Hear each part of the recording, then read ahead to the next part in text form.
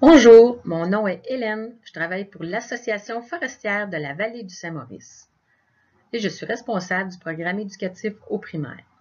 L'Association forestière a comme rôle d'éduquer, informer et sensibiliser les gens sur l'importance de la forêt dans notre vie. Aujourd'hui, j'ai donné un atelier qui s'appelle « De feuilles en aiguille ». Dans cette présentation, nous allons voir la différence entre un feuillu et un conifère et nous allons démystifier les rôles de chacune des parties de l'arbre. Dans la deuxième partie, nous allons découvrir les caractéristiques pour identifier un conifère à l'aide d'une clé d'identification. Pour débuter, j'ai une petite question. Est-ce que tous les arbres sont pareils?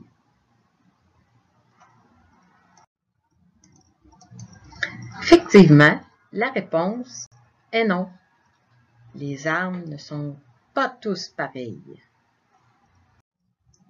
Les conifères possèdent des feuilles que l'on nomme des aiguilles. Les aiguilles restent généralement tout l'hiver sur l'arbre. Les conifères aussi ont une silhouette plutôt conique. Tandis qu'un feuillu possède des feuilles et ils les perdent à l'automne. Et les arbres feuillus ont plutôt une silhouette en forme de sphère. Maintenant, dites-moi, quelle partie de l'arbre se trouve tout en bas, cachée dans le sol? Ce sont les racines. Le rôle des racines sert à puiser l'eau dans le sol, comme une pompe. Les racines aussi servent à puiser les éléments minéraux. Les éléments minéraux, ce sont la nourriture ou les vitamines pour l'arbre. Les racines aussi, ça sert à ancrer la plante au sol lorsqu'il y a de grands vents, ce qui le rend droit et fort, comme pour nos pieds. Les racines aussi servent à entreposer les réserves nutritives.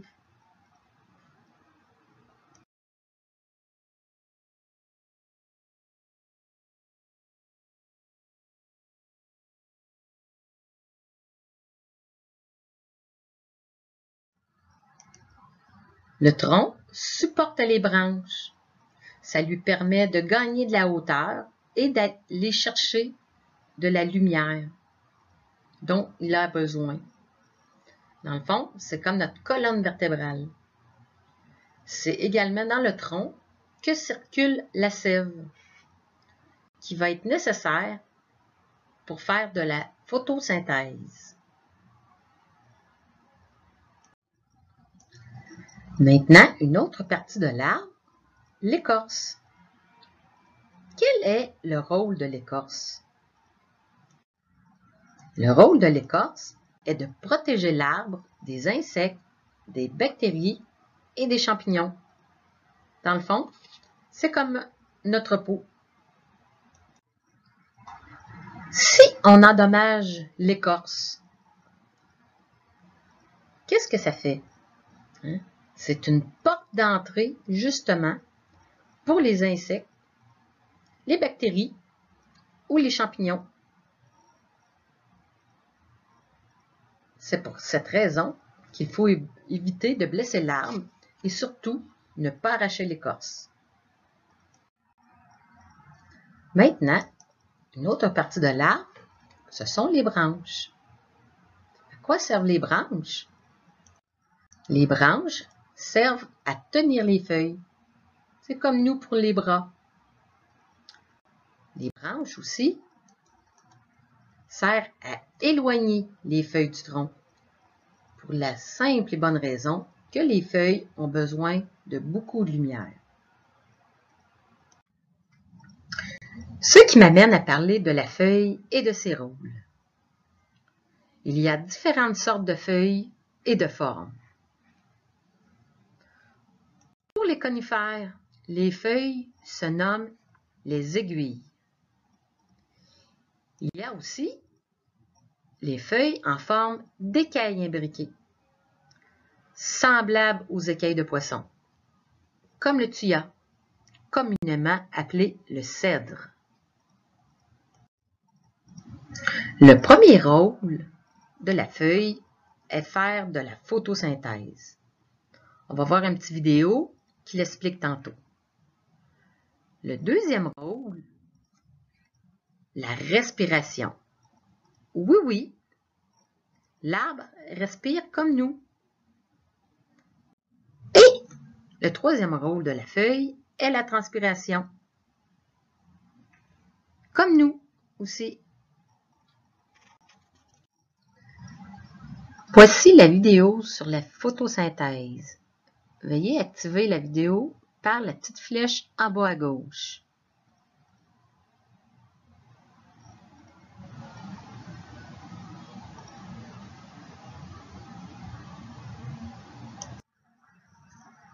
Il existe des feuilles simples et des feuilles composées. Ici, voyons une feuille composée. Et ça ici, on appelle ça des folioles. Un petit truc pour déterminer si la feuille elle est simple ou une feuille composée, on regarde où se situe le bourgeon. Il y a toujours à l'aisselle d'un bourgeon une feuille. C'est une petite indication. Ici, est-ce une feuille simple ou une feuille composée?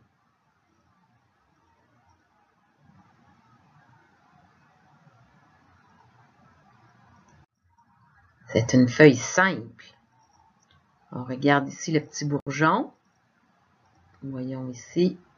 Ça ici, on appelle ça un pédoncule. Et nous avons la feuille. La feuille, elle est simple. Et c'est une feuille de chêne rouge. Ici, est-ce une feuille simple ou une feuille composée? Un petit indice. Ici, il y a un petit bourgeon. Donc, c'est une feuille composée. Ici, nous voyons des folioles. C'est un érable à jugaire. Un autre exemple. Ici, est-ce une feuille simple ou une feuille composée? C'est une feuille composée. Ici, nous voyons le petit bourgeon. Une feuille composée. C'est le sorbier des oiseaux. Bravo! Vous avez réussi! Maintenant, les fleurs. Quels sont les rôles de la fleur? Les fleurs attirent les insectes pour la pollinisation. Aussi, c'est l'organe reproducteur de la plante.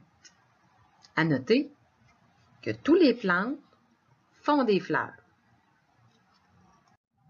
Maintenant, je vais vous parler des fruits. Selon vous, quel est le rôle des fruits? Son rôle sert à protéger la graine. En connaissez-vous des fruits? Sûrement. Vous connaissez sûrement la cerise. La cerise est un fruit puisqu'elle protège le noyau. Ici, le cône, communément appelé cocotte, est le fruit des conifères, car à l'intérieur, il y a des graines. Donc, le cône est un fruit qui protège la graine. Nous avons le gland de chêne. C'est un fruit puisqu'à l'intérieur, il y a une noix.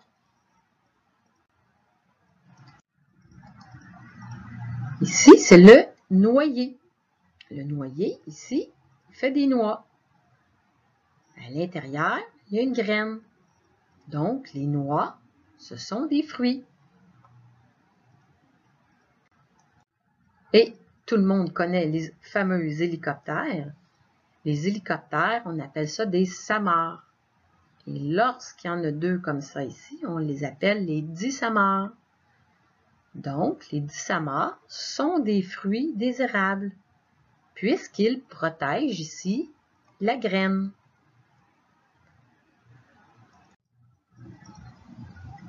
Maintenant, êtes-vous capable de me dire la tomate? Est-ce un fruit ou un légume? La tomate est un fruit, botaniquement parlant, puisque la tomate, on voit ici, ces petits noyaux. Donc, la tomate est un fruit. La cacahuète, est-ce un fruit ou un légume? Eh oui, la cacahuète est un fruit parce qu'elle protège, dans le fond, ici, la pinotte. Le maïs, est-ce un fruit ou un légume? Encore là, botaniquement parlant, le maïs est un fruit puisque il protège la graine. Maintenant, je vous propose un petit jeu. Il faut associer chaque partie du corps à une partie de l'arbre. Nous allons commencer par le pied. Selon vous, qu'est-ce qui peut servir de pied à l'arbre? Ce sont les racines. Qu'est-ce qui peut servir de peau à l'arbre? C'est l'écorce. Qu'est-ce qui peut servir de bras à l'arbre? C'est les branches. Qu'est-ce qui peut servir de système circulatoire ici? Ici, je parle de veines. Nous allons associer ça avec la sève de l'arbre.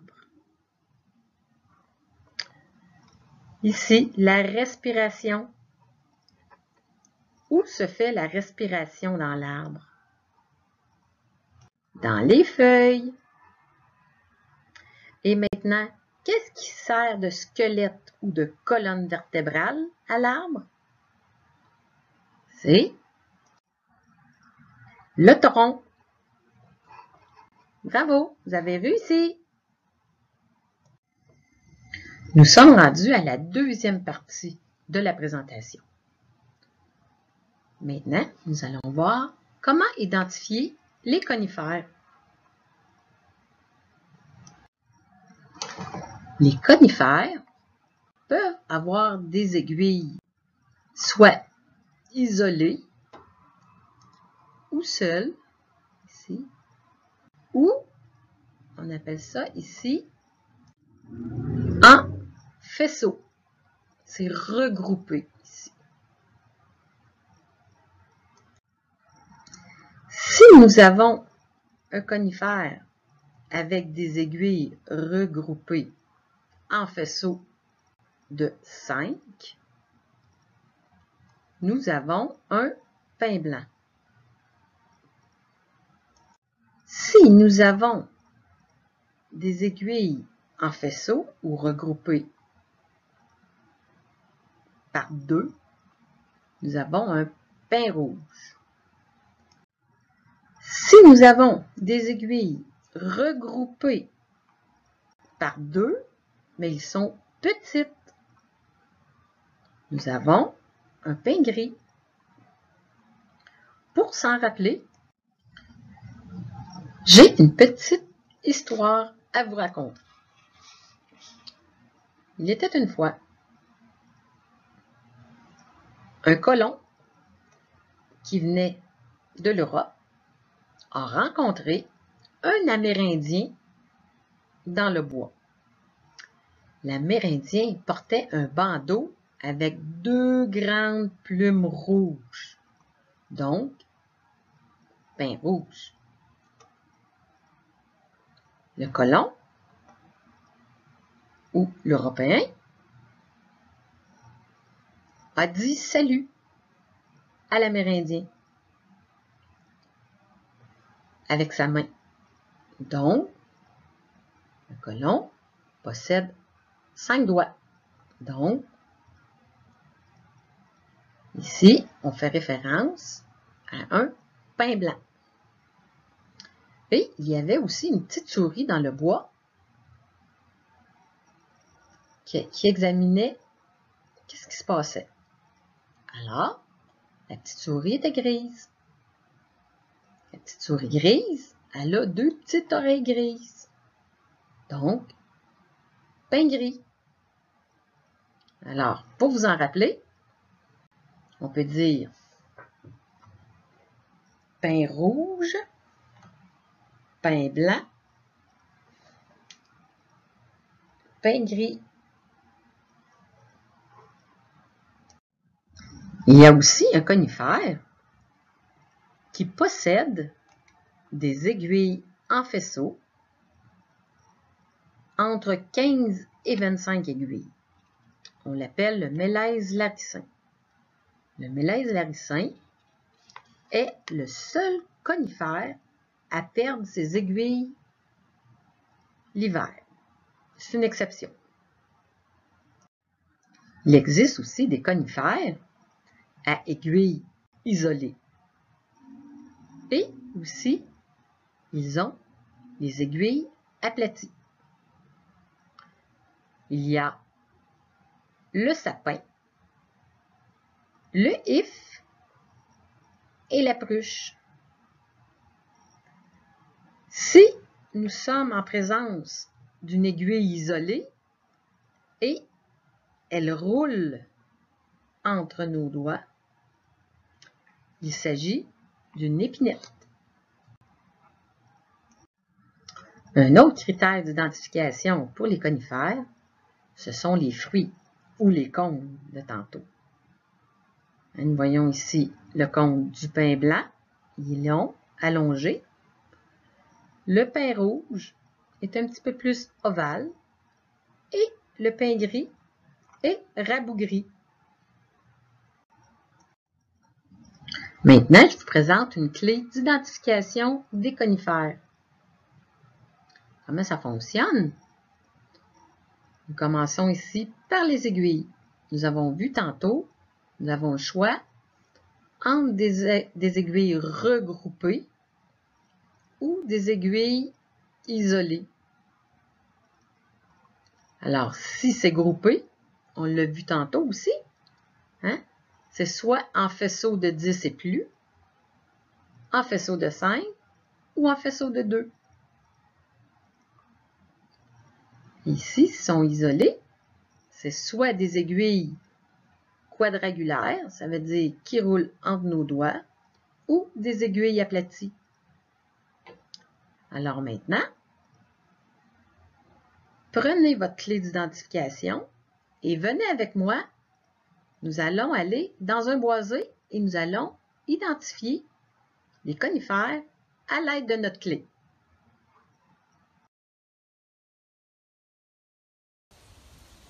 Allô, je suis présentement dans le bois et j'ai trouvé des beaux spécimens de conifères.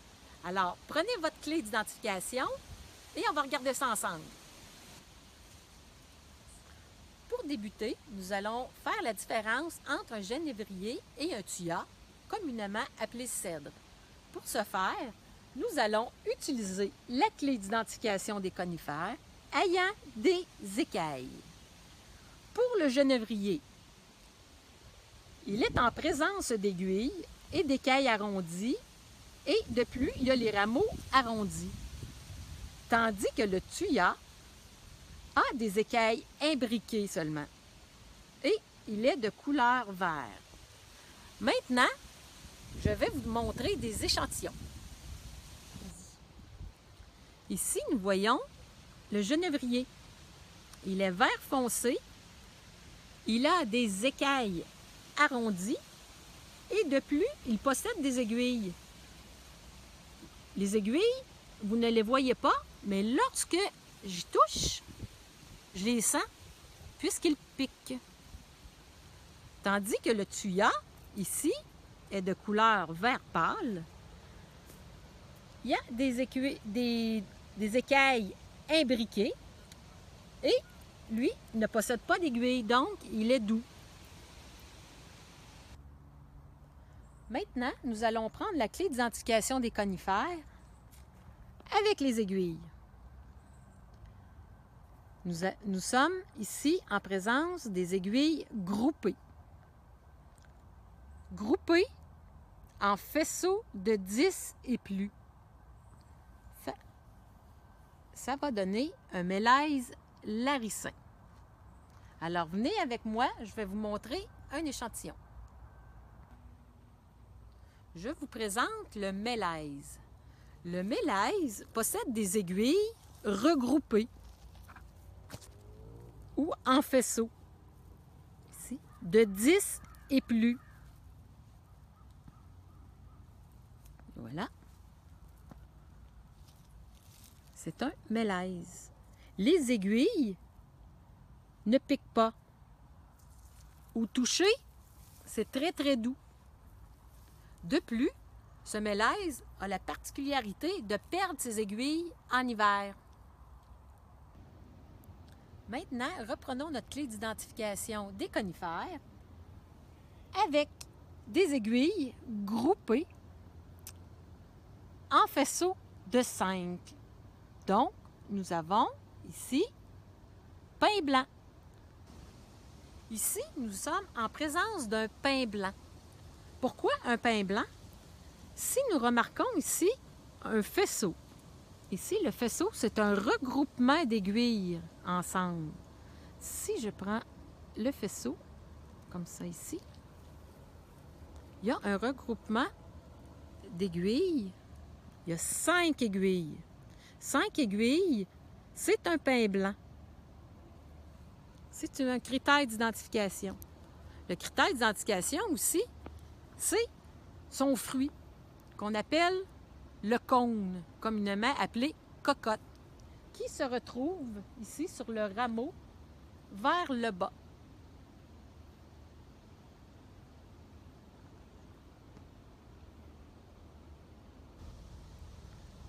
Maintenant, nous sommes rendus à des conifères avec des aiguilles groupées en faisceaux de 2. Nous avons 2 choix, le pin rouge et le pin gris. La différence, dans le fond, c'est la longueur des aiguilles. Pin rouge 10 cm et le pin gris de 2 à 4 cm.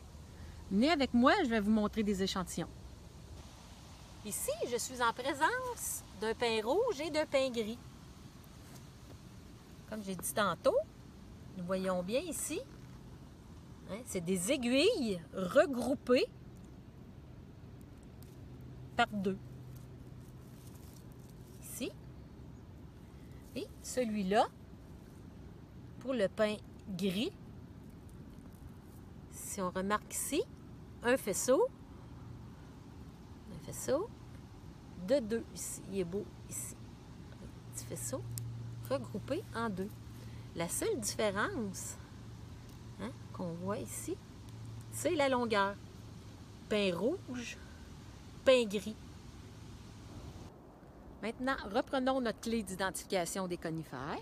Nous sommes rendus des aiguilles isolées, mais des aiguilles quadrangulaires. Quadrangulaire veut dire 4 côtés. Donc, nous sommes en présence d'épinettes. Venez avec moi, je vais vous montrer un échantillon. Voici un échantillon d'épinettes. Comme j'ai dit tantôt, les aiguilles sont isolées et quadrangulaires. Quadrangulaires, 4 côtés. Alors, si on prend des aiguilles et on les met entre les doigts, les aiguilles tournent entre nos doigts. Donc, nous sommes en présence d'une épinette. Maintenant, reprenons notre clé d'identification des conifères ayant des aiguilles. des aiguilles isolées et des aiguilles aplaties. Lorsque nous avons des aiguilles aplaties, nous avons 3 choix d'échantillons.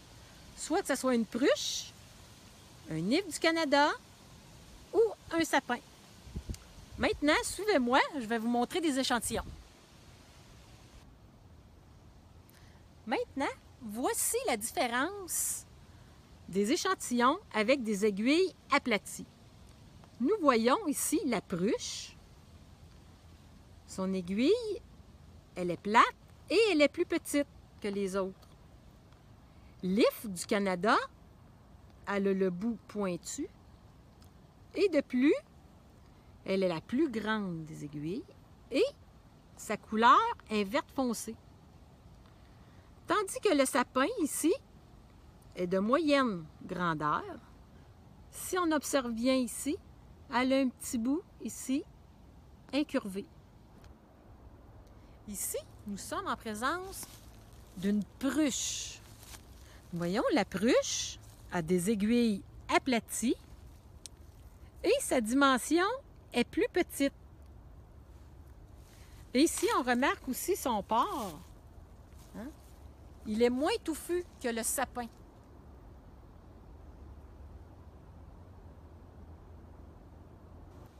Maintenant, nous sommes en présence d'un nif du Canada. Nous remarquons ici, ces aiguilles vont être aplaties. De plus, les aiguilles sont longues et d'un vert très foncé. Le port de l'if du Canada est particulier puisqu'il pousse en arbuste. Je viens de trouver un sapin. Alors, si vous voulez approcher, nous voyons ici les aiguilles d'un sapin, comme on a dit tantôt, doivent être aplaties. De plus, vous ne voyez pas bien, mais le bout de l'aiguille, ici, doit être incurvé. Le sapin aussi ne pique pas. Et si on le, à l'endos, si on le tourne ici, on voit 2 petites bandes blanches, un petit peu plus gris. Ce sont les caractéristiques d'un sapin et de plus, si on froisse les aiguilles, il y a une bonne odeur de sapin de Noël.